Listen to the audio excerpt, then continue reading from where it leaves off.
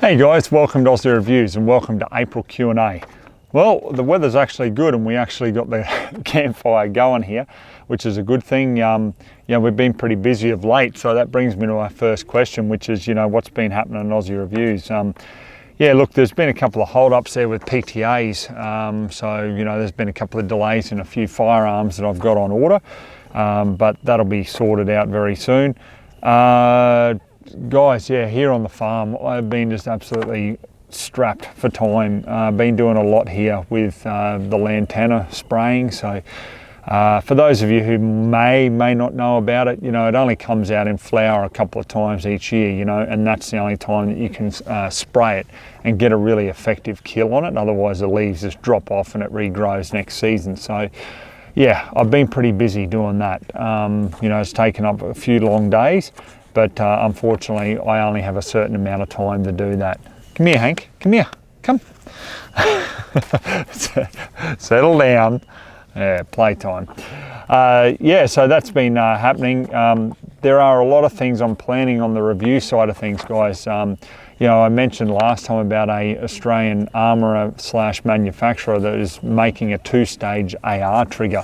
That's still in the process. I've been told that there's a little bit of a delay with some fine tuning, but I'm going to be first cab off the rank to have a look at one of them. So that's going to be awesome news for those of you who have got even rimfire ARs or ARs themselves, or even some of the straight pull AR type firearms that do take an AR trigger. So I'm really looking forward to doing that. That's going to be really good. So so apart from that, I've been seeing a lot of changes with regards to the whole shooting situation with regards to availability.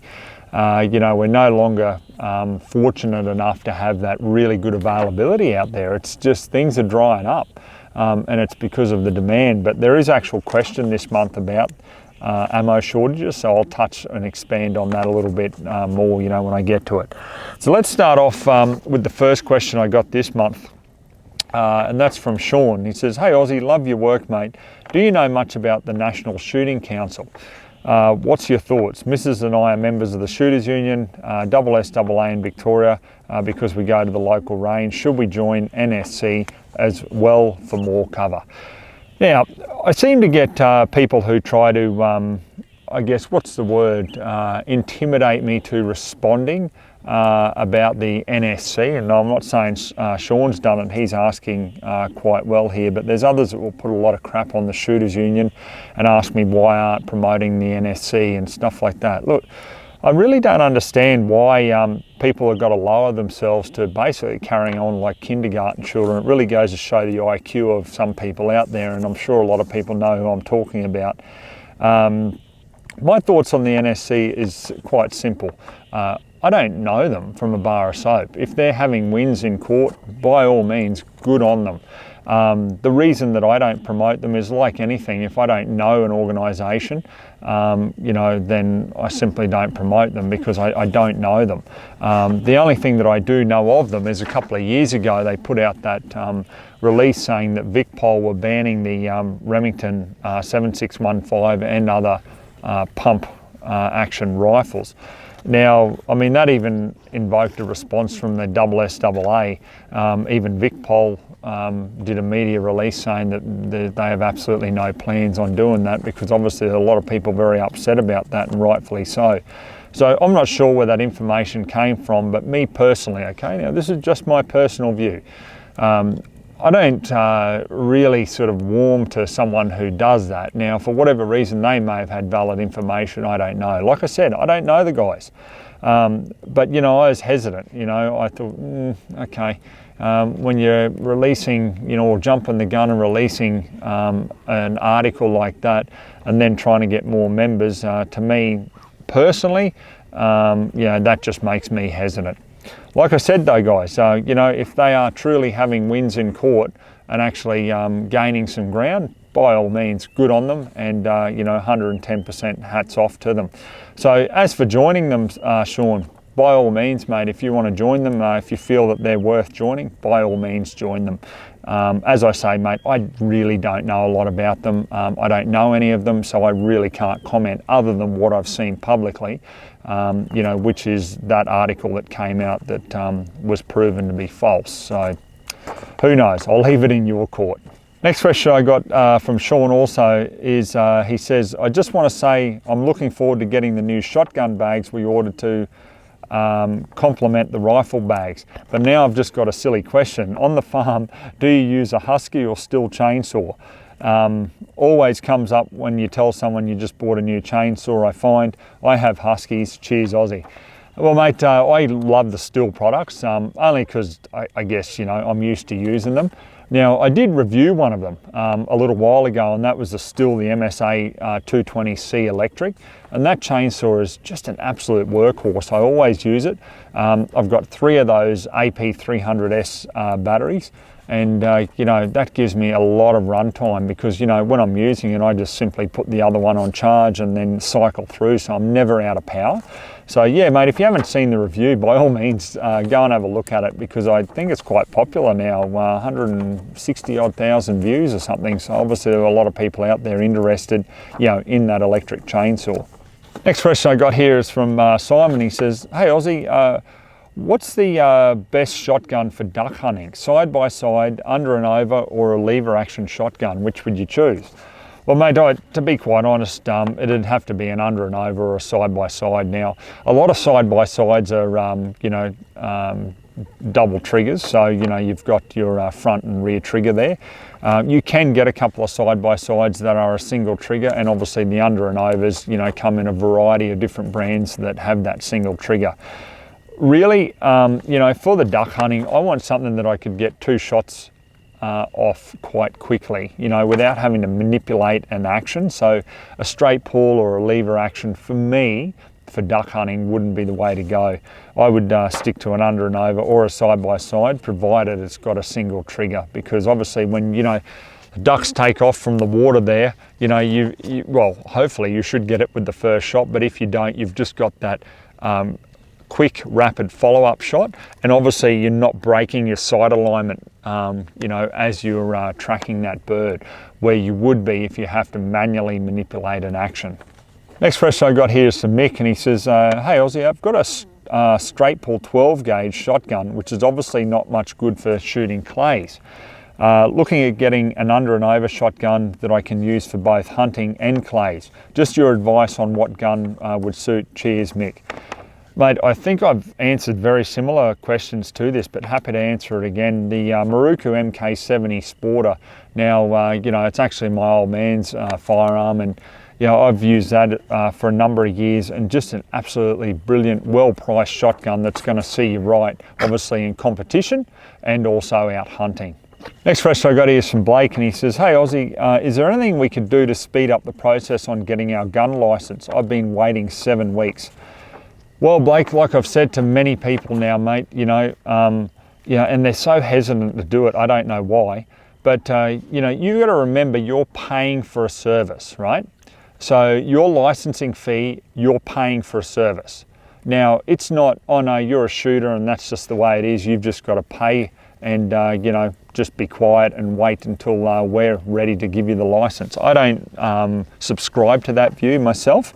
I look at it as you're paying for a service. You're not getting a service there. 7 weeks to simply do a check on you and process your license, like, to me, that's simply not good enough. So my action from there would be to get onto the police minister and say to them that you're not happy with it, that you are paying for a service, and that you would like them to find out how long your license is going to be.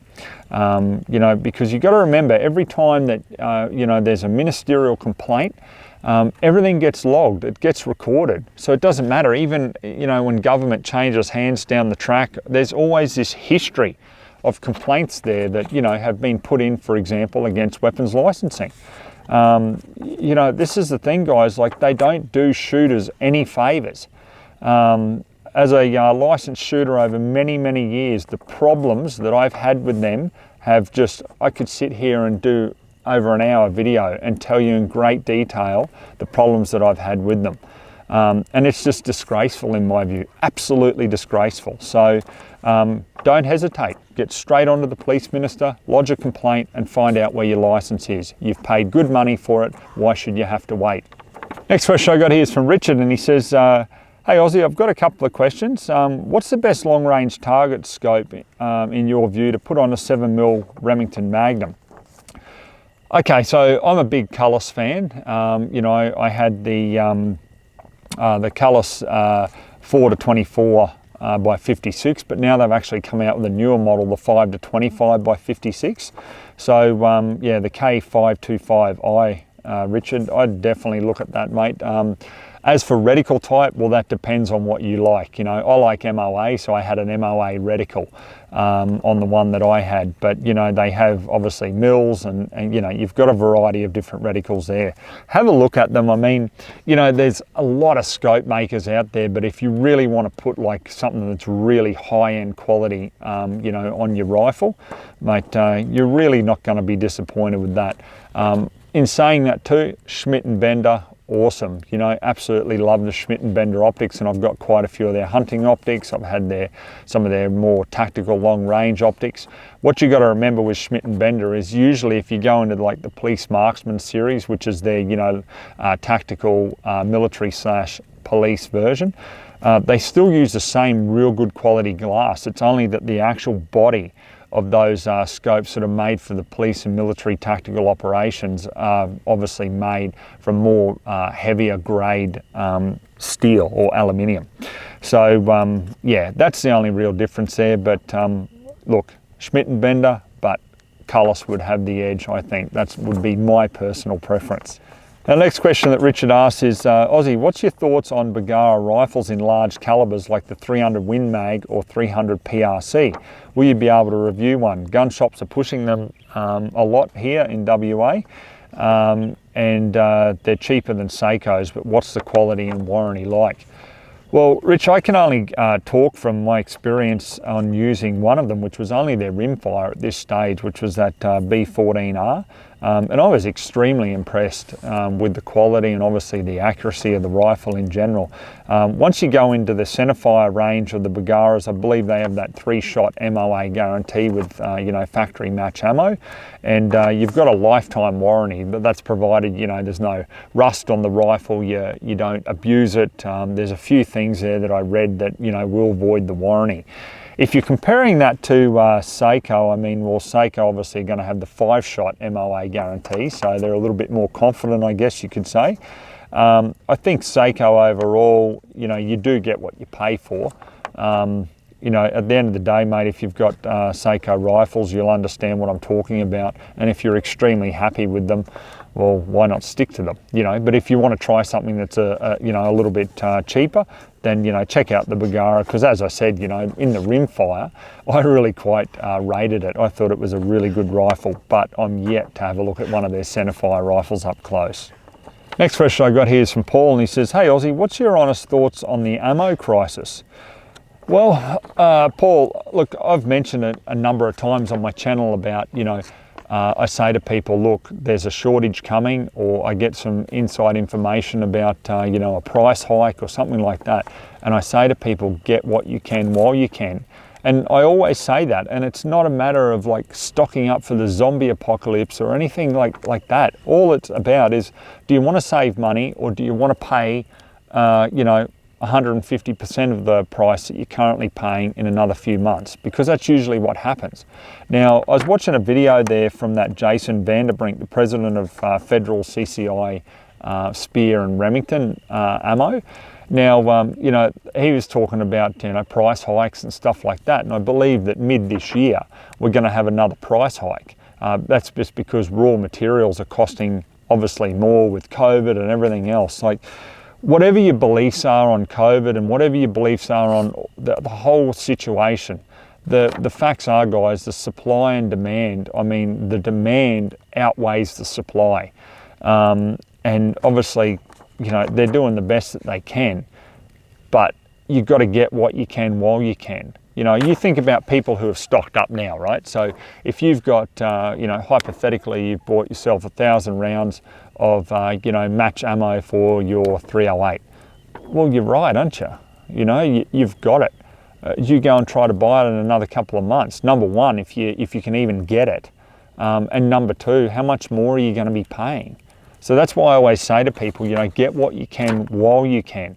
And I've even just, I shake my head at some of the comments, and I know, look, social media is just social media, isn't it? But, you know, I shake my head at some of the comments about people saying, oh, Ozzie, you're encouraging the ammo shortage by people, you know, bulk buying and that.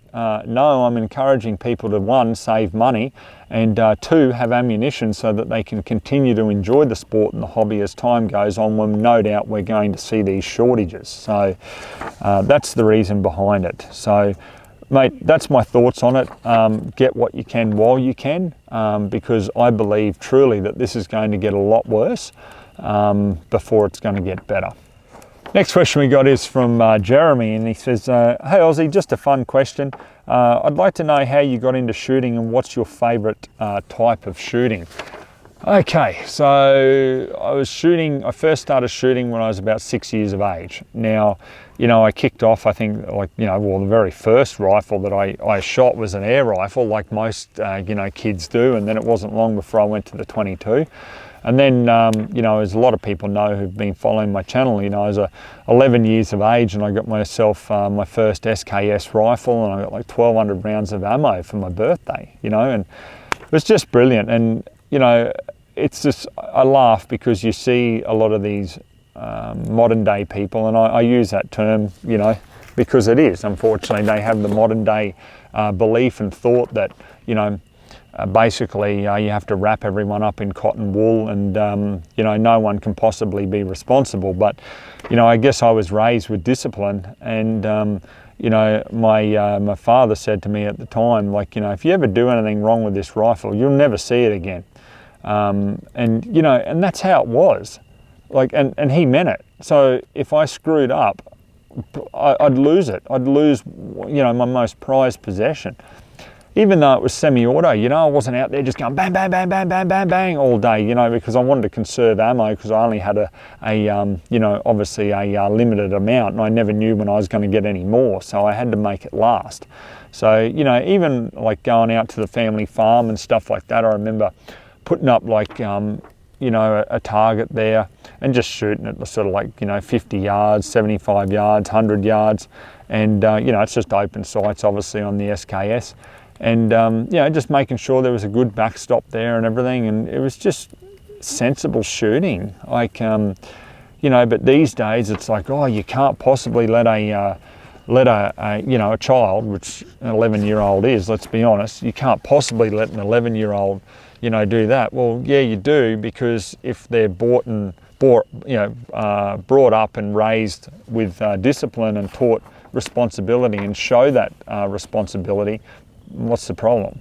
I mean, you know, you've got millions of children that use firearms every day, and not just here in Australia, around the world. Yeah, sure, you might see 1 or 2 incidents every couple of years where something goes wrong, but have a look at just how minuscule that is compared to you know, the overall amount of kids using firearms. So I don't subscribe to the view or the belief system that as soon as something goes wrong, you just ban it, because something will always go wrong. That's human nature. It doesn't matter what industry you're in. You're not going to stop everything. How are they at stopping traffic accidents? Are they being completely stopped? They'll never stop. There'll always be traffic accidents. So do you ban cars? You know, there'll always be sporting accidents, like, you know, motorsports, for example. So do you ban motorsports? You know, you see where I'm going with this. Like, you can't always ban something, because what's going to be left? Like, you're just going to be, what, living in a room, a padded room, and not able to do anything because the government tells you that you can't. There has to be a certain amount of acceptable risk, in my view, and that's the way I look at it. Is you know, if children and people in general use firearms safely as a whole, there should not be a problem, in my view. So yeah, so, you know, that's sort of going off on a little bit of a tangent, but that was how I was raised and introduced to firearms. So my old man was responsible for that. And yeah, I guess as time went on, like, you know, that passion grew, and, you know, being on the family farm and stuff, like, yeah, I just got I guess, a real nerdy understanding for ballistics and calibers and things. You know, all the time, if I wasn't shooting, I'd always be, you know, reading like a reloading manual, or you know, having a look at like you know, the new brochures from like Hornady and stuff like that, and looking at all their different ammunition and the calibers and seeing how many foot-pounds of energy at the muzzle each caliber had and all that sort of thing. So, you know, I really did quite enjoy it as a kid, and obviously it developed more to the person I am, you know, these days. So yeah, I hope that answers your question. All right, guys, so yep, it's starting to get a little bit dark here. I think it might be time for a beer by the campfire, because we've certainly put in a big day here. So once again, thanks very much for all your questions via the Q&A. I do actually really appreciate them, guys. And obviously, you know, for those guys, you know, who are on Patreon and a part of this Q&A series, it actually means a lot to me. You know, I enjoy helping people, but as I've said before, I can only help a certain amount of people. So, you know, hence why I don't just open it up to my general viewing audience, because I seriously wouldn't even get through the amount of questions that I get each Q&A. I'd be here well over an hour. It's just, it would be ridiculous. So, yeah, unfortunately, I've had to limit that to people who support me, and I'll give you my help and support in return. So thanks again, guys, and we'll catch you on the new Q&A next month.